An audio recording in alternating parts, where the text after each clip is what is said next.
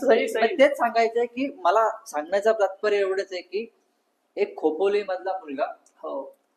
International लेवलला जाऊन काम करतो हम्म. आणि त्याची जी जर्नी आहे हा. की त्यांनी काय काय फेस केलं ह्या सगळ्या गोष्टी मागं, हे मला खोपोलीकरांना सांगायची इच्छा होती. या. त्याच्यामुळं मी आभारी आहे तुमचा की तुम्ही मला इथं बोलायला संधी दिली. बघ मी पण खोपोलीतला आहे, हा हा. म्हणजे तू माझं कौतुक कर, म्हणजे माझा मोठ्या भावाकडे नाही का आपलं आवडतं की कौतुक करायला आवडतं, असं माझं ते एक माइंड बॅक माइंड असं मी असायचं. थांबवेल निखिल, बरोबर म्हटलं तुम्ही. जसं तुम्ही म्हटलात की कुठेतरी एक मनामध्ये असेल की लाईक अरे माझे एवढे फॉलोअर्स आहेत, मला एवढे लोक फॉलो करतात, पण माझी खोपोली मला ओळखत नाहीये यार.